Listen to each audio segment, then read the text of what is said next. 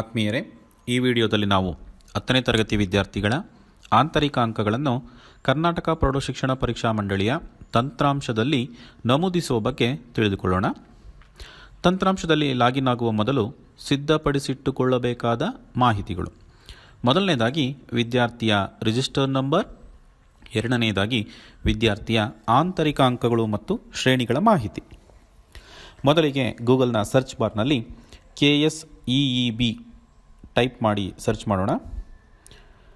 ಆಗ ಮಂಡಳಿಯ web link open ಆಗುತ್ತೆ. ಆ ವೆಬ್ ಲಿಂಕ್ ಮೇಲೆ ಕ್ಲಿಕ್ ಮಾಡೋಣ.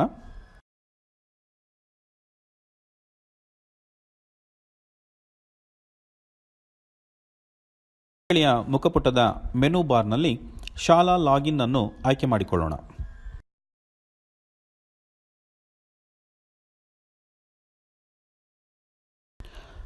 ಶಾಲಾ ಲಾಗಿನ್ ಫಾರ್ಮ್ 2019ರಲ್ಲಿ ಯೂಸರ್ ನೇಮ್, ಶಾಲೆಯ ಸಂಕೇತ ಸಂಖ್ಯೆ ಮತ್ತು ಪಾಸ್ವರ್ಡನ್ನು ನಮೂದಿಸಿ ಸಬ್ಮಿಟ್ ಬಟನ್ ಅನ್ನು ಕ್ಲಿಕ್ ಮಾಡಿ.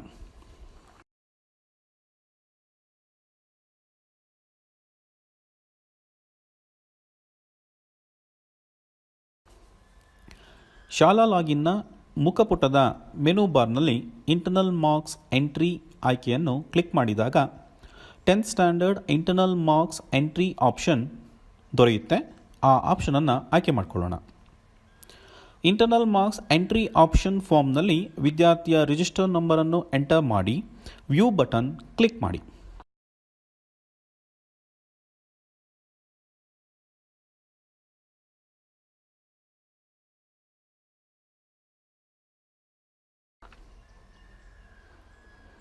ಮೊದಲ ಭಾಗದಲ್ಲಿ ವಿದ್ಯಾರ್ಥಿಯ ವೈಯಕ್ತಿಕ ಮಾಹಿತಿಗಳು, ಭಾವಚಿತ್ರ, ಸಹಿ ಡಿಸ್ಪ್ಲೇ ಆಗುತ್ತದೆ. ಒಮ್ಮೆ ಪರಿಶೀಲಿಸಿ. ಎರಡನೇ ಭಾಗದಲ್ಲಿ AML for evaluation at school level. ಇಲ್ಲಿ ವಿದ್ಯಾರ್ಥಿಗಳು ಗಳಿಸಿರುವ ಆಂತರಿಕ ಅಂಕಗಳು ಮತ್ತು ಶ್ರೇಣಿಗಳನ್ನು ಭರ್ತಿ ಮಾಡಬೇಕಿರುತ್ತದೆ. ಪ್ರತಿ ವಿಷಯದ ಮುಂದೆ ವಿದ್ಯಾರ್ಥಿಯ ಹಾಜರಾತಿಯು ಡಿಫಾಲ್ಟ್ ಆಗಿ ಪ್ರೆಸೆಂಟ್ ಆಯ್ಕೆಯಾಗಿರುತ್ತದೆ. ವಿದ್ಯಾರ್ಥಿಯು ಗೈರು ಹಾಜರಾಗಿದ್ದಲ್ಲಿ ಮಾತ್ರ ಆಬ್ಸೆಂಟನ್ನು ಆಯ್ಕೆ ಮಾಡಿಕೊಳ್ಳಬೇಕಾಗುತ್ತದೆ. ವಿಷಯವಾರು ವಿದ್ಯಾರ್ಥಿ ಗಳಿಸಿರುವ ಆಂತರಿಕ ಅಂಕಗಳನ್ನು ನಮೂದಿಸೋಣ.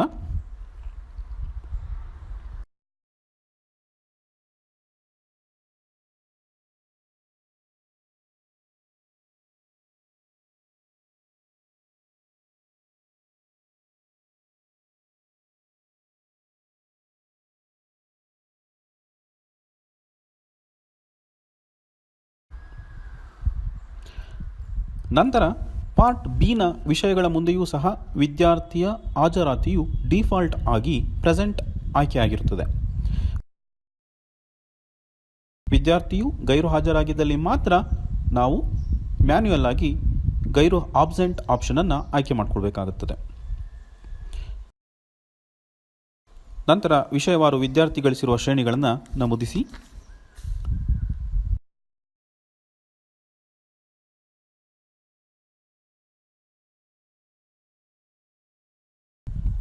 ಮತ್ತೊಮ್ಮೆ ವಿದ್ಯಾರ್ಥಿಯ ಎಲ್ಲ ಮಾಹಿತಿಗಳನ್ನು ಪರಿಶೀಲಿಸಿ. ಮತ್ತೊಮ್ಮೆ ಪಾರ್ಟ್ ಎನಲ್ಲಿ ಹಾಜರಾತಿ ಮತ್ತು ಅಂಕಗಳನ್ನು ಪರಿಶೀಲಿಸಿ. ಅದೇ ರೀತಿಯಾಗಿ ಪಾರ್ಟ್ ಬಿನಲ್ಲಿಯೂ ಸಹ ಹಾಜರಾತಿ ಮತ್ತು ಶ್ರೇಣಿಗಳನ್ನು ಪರಿಶೀಲಿಸಿ.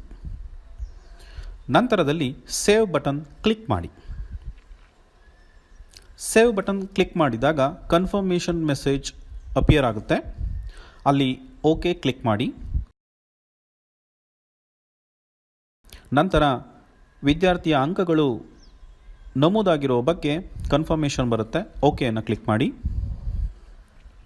ಈಗ ಸೇವ್ ಬಟನ್ ಪಕ್ಕದಲ್ಲಿ ಪ್ರಿಂಟ್ ಆಪ್ಷನ್ ಎನೇಬಲ್ ಆಗುತ್ತೆ. ಪ್ರಿಂಟ್ ಕ್ಲಿಕ್ ಮಾಡಿ.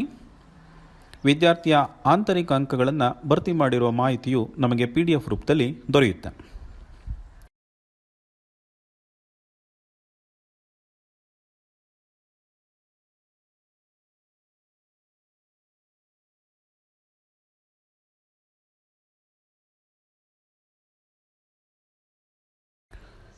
ನಂತರ ಕ್ಲಿಯರ್ ಬಟನ್ ಕ್ಲಿಕ್ ಮಾಡಿ ನಾವು ಮತ್ತೊಂದು ಮಗುವಿನ ಮಾಹಿತಿಯನ್ನು ಎಂಟರ್ ಮಾಡೋದಕ್ಕೆ ರಿಜಿಸ್ಟರ್ ನಂಬರನ್ನು ಬಳಸಬೇಕಾಗುತ್ತೆ. ಇದೇ ರೀತಿಯಾಗಿ ಶಾಲೆಯ ಉಳಿದ ಎಲ್ಲ ವಿದ್ಯಾರ್ಥಿಗಳ ಮಾಹಿತಿಯನ್ನು ನಾವು ಭರ್ತಿ ಮಾಡಬೇಕಾಗುತ್ತೆ. ಒಂದು ವೇಳೆ ಈಗಾಗಲೇ ಭರ್ತಿ ಮಾಡಿರುವ ವಿದ್ಯಾರ್ಥಿಗಳ ಆಂತರಿಕ ಅಂಕಗಳು ಅಥವಾ ಶ್ರೇಣಿಗಳಲ್ಲಿ ಬದಲಾವಣೆಗಳಿದ್ದರೆ ವಿದ್ಯಾರ್ಥಿಯ ರಿಜಿಸ್ಟರ್ ನಂಬರನ್ನು ಎಂಟರ್ ಮಾಡಿ ವ್ಯೂವನ್ನು ಕ್ಲಿಕ್ ಮಾಡಿದ್ರೆ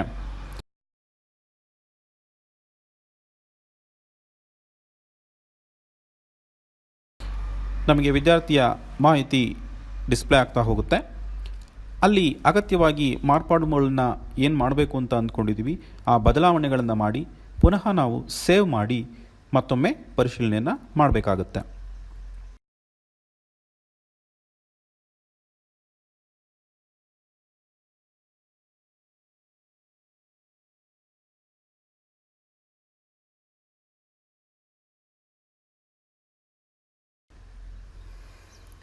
ಈ ರೀತಿಯಾಗಿ ನಮೂದಿಸಿರುವ ಎಲ್ಲ ಮಾಹಿತಿ ಶ್ರೇಣಿಗಳು ಹಾಜರಾತಿ ಅಂಕಗಳು ಸರಿ ಇದ್ದಲ್ಲಿ ಮಾತ್ರ ನಾವು ಪ್ರಿಂಟ್ನ ಪಕ್ಕದಲ್ಲಿ ಇರುವಂತಹ ಹಸಿರು ಬಟನ್ ಆದಂತಹ ಫ್ರೀಸ್ ಬಟನನ್ನು ಕ್ಲಿಕ್ ಮಾಡಬೇಕಾಗುತ್ತೆ. ಒಮ್ಮೆ ವಿದ್ಯಾರ್ಥಿಗಳ ಮಾಹಿತಿಯನ್ನು ಫ್ರೀಸ್ ಮಾಡಿದ್ರೆ ಮತ್ತೊಮ್ಮೆ ಯಾವುದೇ ರೀತಿಯ ಬದಲಾವಣೆಗಳನ್ನು ಮಾಡ್ಕೊಳ್ಳೋದಕ್ಕೆ ಇಲ್ಲಿ ಅವಕಾಶ ಇರೋದಿಲ್ಲ. ಸೊ ಈ ರೀತಿಯಾಗಿ ಶಾಲೆಯ ಎಲ್ಲ ವಿದ್ಯಾರ್ಥಿಗಳ ಮಾಹಿತಿಯನ್ನು ತಂತ್ರಾಂಶದಲ್ಲಿ ಎಂಟರ್ ಮಾಡಿ ಪರಿಶೀಲಿಸಿ ವೈಯಕ್ತಿಕವಾಗಿ ಮಾಹಿತಿಯನ್ನು ಫ್ರೀಸ್ ಮಾಡ್ತಾ ಹೋಗಬೇಕಾಗುತ್ತೆ.